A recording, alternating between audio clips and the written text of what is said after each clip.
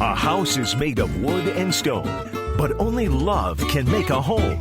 Welcome to the RepcoLite Home Improvement Show, helping you make your home into one you'll love even more. Here are your hosts, Dan Hansen and Betsy Thompson. Well, good morning, everybody. Good morning, Betsy from the past. How are you? I'm doing well so far. Now, actually ask me later once I've had the surgery. Well, at this point, you have had the surgery. Well, right? Technically, yes, but right now as we're recording this, no. Yes, Can it but get that's more the funny complicated? thing. Right, this is like a Marvel movie. Yes. We've got Betsy from the past clashing or coinciding or colliding with Betsy from the present. Wait till we have Betsy from the future. I know. And then we'll really have something. Well, I just didn't want our listeners to forget about me, so I figured that we should record a couple things, just to get them by for a little bit. Right. Well, that's what we're going to do today. We've got a number of different things coming up. At the very end of the show, I'll have an up-to-date update. Right. About Betsy's situation and how she's doing. Mm-hmm. And we'll get to all of that, and I'll tell you how things went. So that'll be very, very brief. But right at the end, we'll also be talking with Jason Slenk from Overisel Lumber about deck railings and some of the different woods and materials that you can use. And we'll be talking to Kim Zolper and Nancy Von Inns out of the Saugatuck area about accent walls, how to pull that off, what colors to use, things like that. That's all coming up. But right now, Betsy wanted to give us something that she entitled Decorating Tidbits with Betsy. Yes. And I have no idea where you're going with this, so the rest of the time is yours. Why, thank you. Occasionally I run across, little articles or little tidbits, basically, of things that are slightly intriguing, but yet they're not a full segment. It's like, where do you go with this? So Gotcha. I figured that I'd just combine them all and, just kind of get people's brains working a little bit of creative mind. All right. I'd like to have my brain working, so let's get it going. Right. So I came across an article in House Beautiful. We subscribe to that magazine, and if you don't subscribe to it, I recommend that you do because there are some really cool ideas in there. So just a little extra there. And this article is about a house that was originally built in the 20s. Of course, it's, 10,000 square feet. Oh. But their point was, it had been added on to multiple times. Like there was the original house, and then somebody came in and bought it and added on, but in a different style. And then somebody added on again in a different style. And oh, really? Yeah, they went through all of these rooms, and it was absolutely crazy. Like there was the colonial room, and there were places that were decked out in swags and tassels, and there was like the 80s and 90s room, and there's a Western room. Wow. I've always actually dreamed of doing that. Well, now you can. However, the people who bought the house, of course, did not want all of these different things, and how do you unify something that is so drastically different in all of these spaces? So what they did is the designer came in and she said, we're going to paint everything Benjamin Moore's White Dove, every single room. That will help unify the whole thing. And then they went through and they did all of the floors the same wood color. So again, you have this unifying element that makes it so that you don't notice all of these different spaces and different styles and things like that. So I found it absolutely brilliant. I mean, what a great way to disguise things that, are a little out of the normal that you might want to hide. And the pictures are stunning. So, and I think you can find this on their website. So you might want to check it out. All right. And what a simple way to do that. Really inexpensive. I mean, the floors aren't necessarily inexpensive. Right. Of course not. But the walls and what a difference that will make. Once that's all consistent, everything starts to blend a little more together and at least helps you get over that hump. So if you're sitting there, I'm sure most people don't have 10,000 square feet of everything from the 20s to the 90s. But we do have some rooms that don't feel as consistent. Just getting a similar paint color on everything can hide a multitude of differences. Yes, exactly. What's another tidbit? Another tidbit, and I just came across this one, and it blew me away. So they were talking about this Miami, I guess, penthouse, if you will, and they tore out a wall, and they put a $1.5 million race car on its side to act as a room divider. The picture is stunning. I mean, holy cow. You're recommending that that's what we should do? No, I'm just recommending that people look at it because it is unlike anything I've ever seen in my life. I mean, think about it. That is absolutely thinking outside of the box. I mean, who does that? Well, that's thinking outside of the house. That's thinking, yeah. I don't have a multi-million-dollar race car. I do have a rusty 2005 Pontiac Grand Prix. Maybe we could flip in fact, the pieces are coming off so rapidly now, we could probably transport it in very easily. Yeah. So I could divide some rooms that way. I'm sure that's going to be well received. Oh, I'm sure it will. So it just goes to show. So that one's just a funny point. Yeah, it was just a funny thing, and it just goes to show you really can, use your imagination, and there are no limits. Let's just face it. There are no limits. Well, there are no creative limits, but there are time limits. Betsy, you've got probably 48 seconds. Do you have any other ones? Yeah, I found this crazy thing real quick. IKEA and Pizza Hut in Hong Kong have joined forces, and we all know the little table things that come in your Pizza Hut box that hold the lid up so it doesn't get all cheesy, that we used for our Barbies, or I mean that my sisters used. Yes, exactly. Yeah. IKEA has actually made that table now. They've teamed up with Pizza Hut, and they are making that table. Wow. We had them my sisters had them in their dollhouses, and now they can have them in their real houses. Yeah. Anyway, we'll put some links in the show notes if you want to check it out. Right now, we're going to take a break, and when we come back, we're going to be in the studio with Jason Slenk talking about deck railings. That's all coming up next. Stay tuned.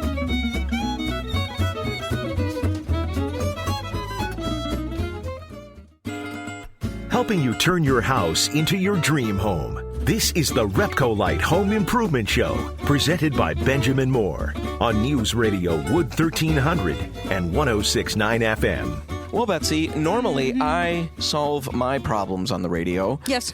Or at least the ones that we can solve on the radio. Yes, because there are many that will never there's be many solved. that we can't. Yeah. But there are some that we do, and I like to bring in experts to address the things that I'm dealing with at home. Well, we all know. I still think that's really good. Everybody learns. We all benefit from it. Yeah. Some just more than others. You. But this time it's you. You're solving your parents' problems. Yes, now. I was going to say, let's be correct. Ever the dutiful daughter. We're actually solving my parents' problems. And luckily, my mom will listen to this segment. And so I won't even have to go and relay this information. She can just listen to it for herself. Yeah.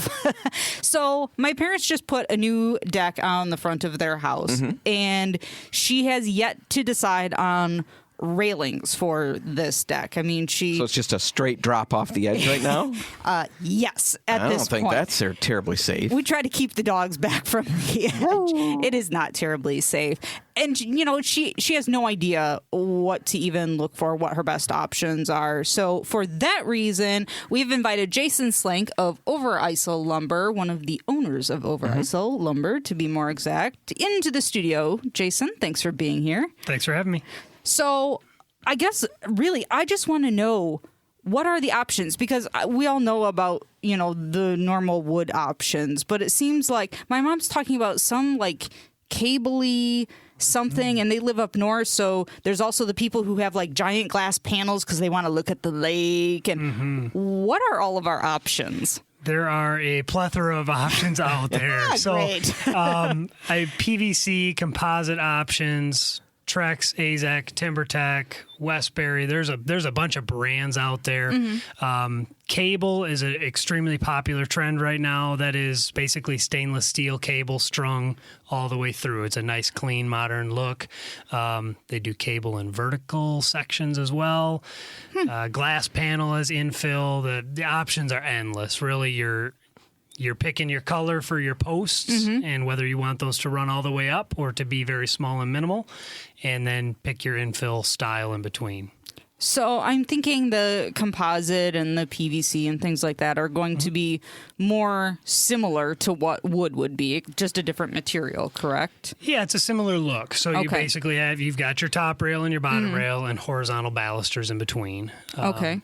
You can get aluminum balusters if you like a little bit of that metal look, or you want black balusters. That kind of, you see through it a little bit better. Okay, yeah. The white balusters kind of pop as an accent. Right. And it kind of goes in trends. I mean, a couple years ago, it was really popular to do big, bulky white rails. Now we see a lot of railings going small 2-inch black posts, aluminum rails, cable sections like you mentioned. That minimal look is pretty popular right now. Now, can the composite, because their deck is wood, since she didn't know what she wanted, they just built a deck of wood. Can you put composite rails with a wood deck, or does it have to be with a composite deck? Nope, you can mix and match that however you want. So with a wood deck, a lot of times people will run a structural post all the way up through. So you can take the composite materials, have a post sleeve that would slide over top of an existing post if you were redoing your deck but didn't want to cut the posts out. Okay. You could do it that way, or there's a lot of options out there where you can just mount a surface mount post on top of the deck surface. Okay, so even if they've got the deck built without having these posts there, there's still an option for Definitely. that. Yep. A do-it-yourself kind of a project. Depends on the ability, but can it's be, doable. Yeah. A lot of people do it themselves. All right. Certainly. And the maintenance on the PVC stuff, really, really very low, laid back, right? Because everybody loves staining all of the spindles, right? All the nooks and crannies. Yeah. Well, they really love stripping those. Yeah, that's the biggest complaint we have is people do the deck and, okay, I may not like doing it, but I can do that. And then it comes to the spindles and the posts and you just see people crumble. They're like, oh, man. Yeah, I was just talking to somebody and she mentioned that the deck was in good shape, but the coating on it was so bad. So she was trying to decide what to do, if she wanted to clean it off and put new coating on it, or if she just wanted a new deck. So she was getting some prices for each one. But the big hang up for her was all of the spindles and the railings and everything. Everything looked bad. And in talking to him, we finally came up with a suggestion of why don't you redo the deck, just clean it off and put a new coating on. But put the money that you're going to put towards a new deck into just putting new railings up, new spindles up, and give it a brand new look. Sure. A very modern look, I would think. It's a great curb appeal thing, and I mean, there's so many things you can do with a rail to change and tweak it for the style that you like, but most all of those options are your basic cleaner, spray it on, wipe it off with a rag. Yeah, that's your maintenance. Enjoy your summer day. Gotcha. Yeah. Oh, that's always kind of nice. Now, talk to me about these cable ones, because I'm thinking most decks are the spindle kind. I mean, at least as far as I have seen. And I know what you're talking about with the cable ones, but I'm thinking spindles, it's going to keep my dog in. It's not going to go falling over the edge.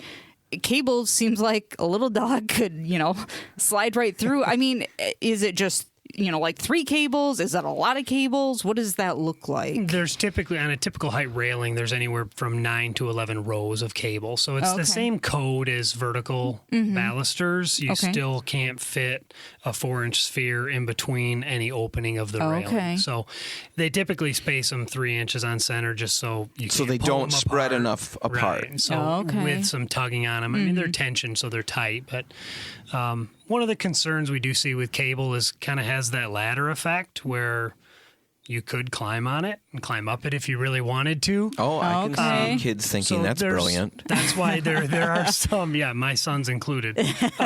There are a lot of popular cable looks out there right now that are pre-strung cables of vertical. They're run vertically. So it's an infill section and then the cable just runs up and down instead of horizontally, if that's a concern.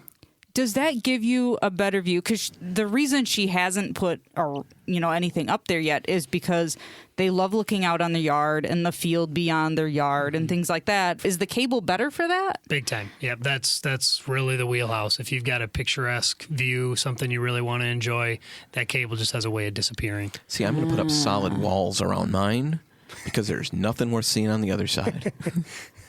Sorry to my neighbors. I was going to say, except your children I just burned and a bunch your of dog. bridges unintentionally. I was just making a funny. It's not necessarily. You have enough trees and bushes around your house that no one will see anyway. I guess and you I won't just see don't that. want to be seen.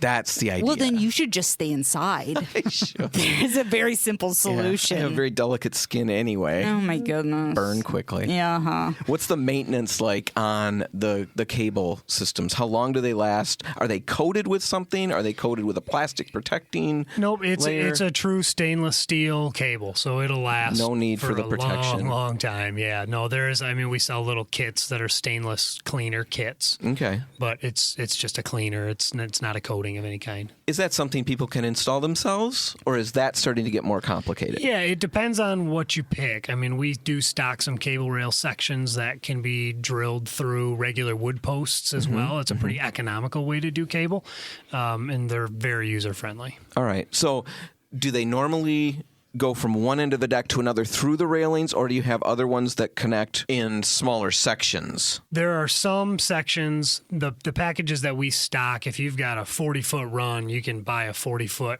string of cable with the easy fittings on both ends, and you just drill that hole and lace it the whole way through and then tighten it down. Some of the other brands that are out there are infill sections, so it's a assembled section that's going to fit inside in between your existing posts. So it's an assembled section, though. There's assembled sections and there's loose sections. All right, So there's a lot of options. A lot of options. Yeah. What does something like that price out compared to like the composite or something like that? Are we more or less generally? It depends with the cable. It depends how many jogs and turns there are. Because if you the money in the cable is all in the fittings. So if you've got a 40-foot straight run with nothing in between, it's really economical per foot. But if you've got a 6-foot and then a turn and then an 8-foot and then a turn and a 10-foot, it gets expensive pretty quick. Oh, well, that sounds like the perfect option for them because it's one giant straight run all the way across the front of the house. And if you don't know, I mean, we can certainly work up pretty easily and quickly a price and let you know about what that would be. So help me with this a minute before we let you go. Somebody's got a deck. You know, I've got a deck where I might want to do something like this. Mine is on the ground. So we don't have any railings right now because there's nowhere to fall to. You can just twist an ankle. But still the look of it it's a nice look. Yeah. But I have no idea what would be best. And sometimes it's hard for people to visualize that. I mean, how do you help people figure out what's the best choice for them, for their situation? The best thing really is stop into one of our showrooms. We've got cable, composites, aluminum. We've got all those railings assembled on a display deck. And it's just everybody's got their own unique style and preference. And it really is. But you've got a lot of visuals out there. We can take an actual look at product, not just pictures of product. Yep. And you got how many locations? 3 locations. Where are they? Holland, Douglas, and South Haven. All right. And Overisel Lumber, where in the world does the name come from? Well, we started in the town of Overisel. My grandfather moved the business to Holland in the 60s, so we just kind of kept the name because nobody can pronounce it, and that's fun for us. You know? Well, we're RepcoLite, and we have the same thing. We get RepcoLite, RepoLite, RectoLite, things that sound like Recto that are less popular. Yes, my grandma does that. Yeah, it's been called a lot of things. It is kind of fun. Yeah. It's memorable. Yes, anyway, if our listeners want to get more information, want to stop out at one of the locations, find the location nearest them, how's the best way for them to figure all of that out? You can jump online, find us, overisellumber.com, look us up, give us a phone call. Overisel. You should make up a song. Why don't you get right on that? I'll get right on that. Anyway, Jason Slenk, thanks for being here. Thanks for having me. All right, when we come back, we're going to be talking about accent walls, how you pull it off and make it work for your space. That's all next. Stay tuned.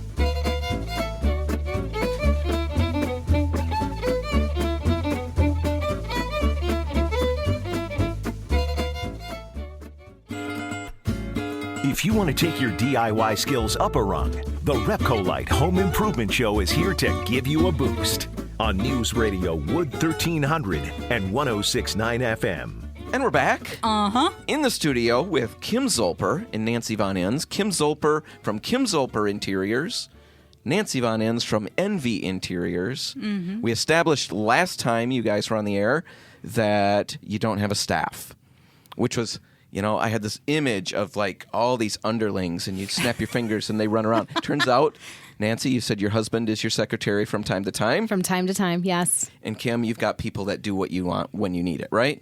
Yes. But mostly, Occasionally. this is just you guys. Right. And Exactly. I use guys. That's the word I use. Yes. So I apologize. That's a, No worries. it's how I roll. I roll with the children at home. Yeah, that is and, true. Yeah. Well, at least you're not That's calling just- them children.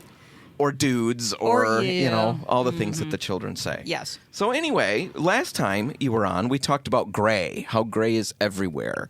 And this time we want to talk about something that Betsy and I have talked about a fair amount, the idea of, but we've Yeah. never really dug into the hows to Yeah, pull this off. We right. always talk about bringing color into your decorating, and we know that a lot of people are nervous to do that. So we've always got a handful of simple ways to do that. You throw some throw pillows out, or paint the back of a bookcase, or you Right. paint an accent wall. Yes. But we've never really dug into the whole ins and outs of painting an accent wall. The common mistakes, the best practices, things like that.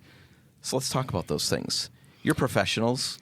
We can keep this cool. Where do you start learn. with an accent wall? Because I think people are afraid. You Right. say try an accent wall, and they look at you like you have two heads, and it blows their mind. Well, where do I start? So where do people start Sure. in finding an accent wall color? So I think when you're deciding where you're going to have the accent wall, you are usually looking at the room and deciding, is there an architectural feature that I want to highlight? Okay. Living room, a lot of times will have a fireplace in it. So that would be a good place to do an accent wall, because your eye's automatically going to go there. And you put an accent color there, it's really informing you to look there and strengthen that as the architectural feature.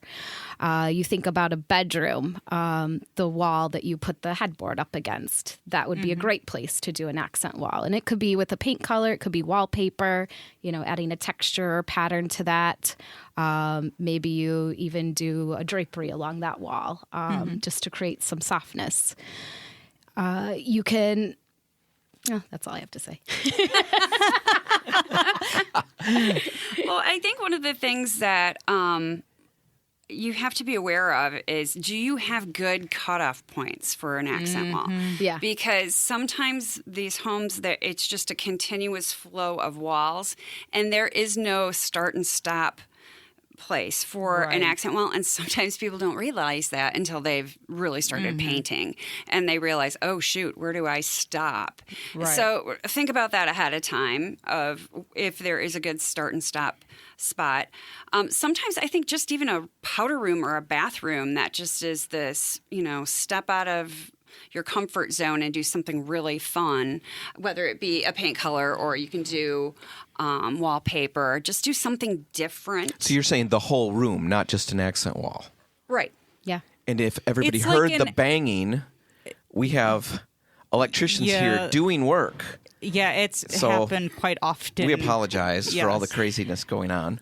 But anyway, I just wanted to highlight that because it sounded like somebody was taking somebody out. You didn't fall out of your seats when we were suggesting That an is accent something color we would or do. a bold powder room. Okay. I didn't fall out of my seat. I would fall out. Yeah. I found do you notice how high our chairs are? Yeah. Because we've had to raise our table up. I talked about this on the radio a couple weeks ago, but I have to slide out of this because my feet Because he's far so from short. I'm far from the floor. Yes. And when I do, the static electricity I generate, holy smokes. I think I could light a light bulb if I would hold it just right. Probably. So yes, when I fall out, it can be quite devastating. But anyway. Anyway, back to the accent topic. walls. Well, and- I want to dig into the idea of taking a room and doing the same concept, because the whole point of an accent wall is to just get some color in, right? To change things up a little bit, create something visually interesting. And if you don't have a great starting and stopping point, that's a really important point, because I don't know, Betsy, if you've ever been involved in the conversation in the paint store, but at RepcoLite, I've been talking to, helping somebody who's showing me pictures, and Yeah. they're saying, I'm in the middle of this. Where do I stop now? Where? And I Right. just say, well, we're going to need 4 more gallons to get all the way around the rest of the room, because there's nowhere to stop. Right. So another idea, if you're sitting there with that layout in your home, an option is to maybe change a room entirely, right? Correct. And I think with the open concept living that we do have in homes now, where our houses aren't the old traditional colonials where they're broken up into 4 rooms and there's great start and stop, with a lot of the new construction, there is not that ability to do that. So you really have to choose wisely when you're going to do a main paint through a house. I do think a lot of my clients, they really are to a point where I work with a lot of baby boomers. So for them, this is not their first rodeo. Is this your first rodeo? No, It's not. it's not. But this is not their first rodeo. They've had several homes throughout their lifetime. So they've been there. They've done that. They know what they've liked to do in the past and what they want to do differently. I find that they're a little bit more experimental with doing something fun. I think being safe with their homes, throughout time where it's been neutral, and they want to do something fun. Right. I've had clients add a British phone booth into their home. Oh, I want one of those. I know. And What? just Wait. different things. What? A British phone booth, the red In- box. what? I've always wanted one. And it's a working one? Yeah. That's where they Definitely. make their phone calls from? No, actually, it's working as in well, we put a phone in it, but for the grandchildren to play with. I do know somebody who actually turned a British phone booth into a shower. So, Oh, that's cool. just think outside the box, like Well, you were saying earlier. I've always wanted. I Googled it and I found a British phone booth, but it was so heavy and it was so What made you even expensive. think to Google that? Because I wanted one. Well, I never would have wanted one, but now I do. Thanks I've a lot. always wanted one. Now my life's incomplete. I thought I had it all wrapped up. So much. Okay, so that's thinking outside the box in a big Exactly. way. Right. All right. So what about ceilings? What if I don't have a great breaking point? Is that something I can work with? Or is Yeah. that just way out there? Not It's at way all. out there. Yeah. You can absolutely paint a ceiling an accent color. Have you done that? I have. And Yeah. what direction do you go? Or does it just play out by the room? Do you go darker? Do you go lighter? Yeah, I would say it plays out by the room. I did a home where we had gray on the kitchen walls, but we wanted to carry some of the blue we had used in the living and dining room. So bringing it into there, we put it on the ceiling. All right. Was it a light blue, like a sky blue? Was it, was- navy blue? It was actually almost going more towards a teal.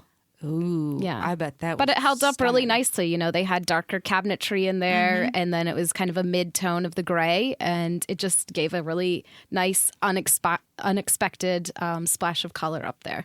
Yeah, a lot of people, we talk about that a fair amount. Benjamin Moore has a ceiling paint. They're premium Yeah. ceiling paint, and it will go on flat, stay flat, no matter what color you put up there. So that's really nice, and it's very different because a lot of other ceiling paints, even if it is flat, when you tint it, it's going to pick up some sheen. Especially if you're going to something like teal or Right, navy and you blue don't want or- sheen usually on a ceiling. Sometimes you can, but it's harder to work with. Yeah. But bringing color on the ceiling isn't as crazy as it sometimes sounds to our conservative West Michigan mindset, right? I mean, a lot of homes in the South, it's more common practice to paint the ceiling. And with that, I've found a lot of using lighter colors, like a lighter pink or a soft blue, yellow. So it can still be perceived as fairly neutral, but it carries a little bit of the color that maybe you've used more at eye level and brings it up, and it just creates an interest to the room. All right, we're hitting the end of this segment. I'm wondering, because what I'd like to dig into on the other side, do you have time to hang over and we'll keep talking? All right, that's always the first thing. I'll establish that.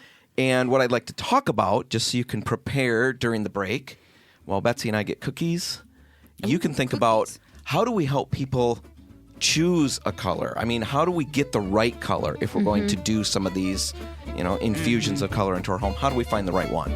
We'll talk about that just around the bend. Stay tuned.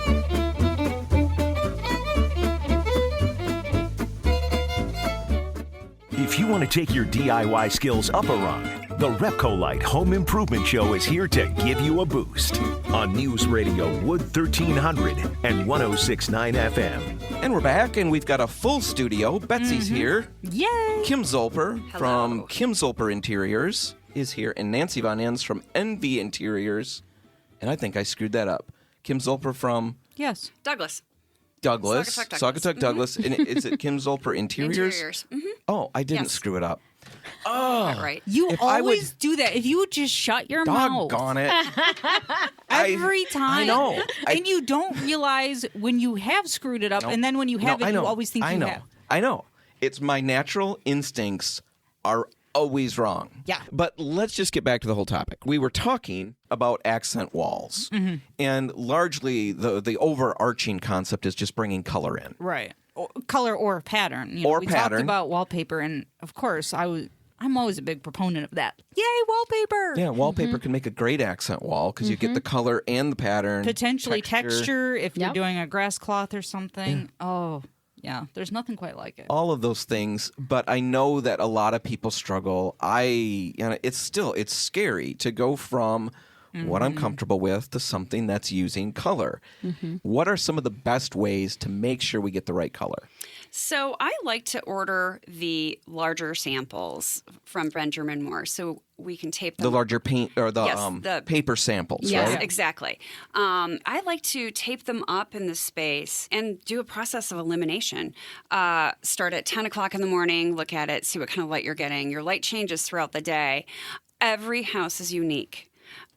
So I typically like to check at 10 o'clock, 4 o'clock, and then sometime in the evening.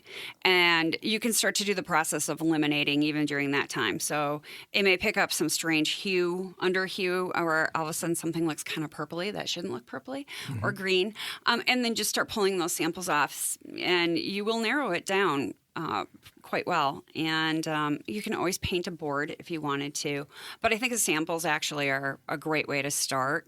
I certainly, because Benjamin Moore has the sample pints. Right. But it's way better to start by narrowing the process down. Correct. I mean, Yes. we'll gladly sell you 15 sample pints. We have people who have done that before. Well, and they'll get where they want to go. Eventually. And then they've got a lot of paint for crafts Yes. down the road. Right. But you can narrow it down that way. And lighting is a huge determiner of how color looks in the end, right? Right. I mean, we always tell people that, but you must have seen that over the course of any number of projects, how colors Oh, yeah. dramatically change. Yeah, I mean, if you're at RepcoLite looking at paint and you select a few that you think are going to work and you bring it to your home, the color you thought you were going to favor almost always is the one that you end up saying, oh, that one's out. So, and I agree with Kim, using the swatches is a great way to get started with your sort of process of elimination. It gives you the full effect of what that color is going to look like, where then after you narrow it down to maybe 2 or 3 you're favoring, then go buy the small samples and make sure you Right. do more than one coat, because that's not that's not fair to the paint. If a lot of Right. people just put a little bit up Yeah. and it looks like you can still see the red coming through underneath, and And you don't always realize that. That's where it's really important to have it primed. Yes. Because the color can bleed through. I did have in one of my homes that I had in the past, I had my painter paint directly over a green, and it was a beige tone. It turned into a very strange color, and in the evening, I couldn't stand being in that room because the color was so awful for me. I just hated it. So it's really important that you definitely prime and have like a real neutral base to add that color to, because it will change it. Or for sure, don't panic initially, because enough coats of paint will still hide Right. what's underneath. But yeah, you could get one coat on and it looks like it's solid coverage, but you've got a green underneath there. That can dramatically change what you think that color is on the surface. And then what happens is that now you overcompensate. You come to the store, we change the color, and now it ends up being way too pink when you get that second coat on, and you're confused. How did you get there? Well, some of it is that color underneath influenced it. We've also seen it where people will paint a square on a wall and not take into consideration the wall behind. You know, that color. If it's a primer, it makes that paint look much darker, you know, because it's bordered by white. If it's a green, that can really wreak havoc on the color. It's going to vary from house to house because every house is different. You may be facing west, you may be facing the south, and your light's going to be coming in differently. So what may work in your friend's house may not work in your house. And no two homes are alike for the most part.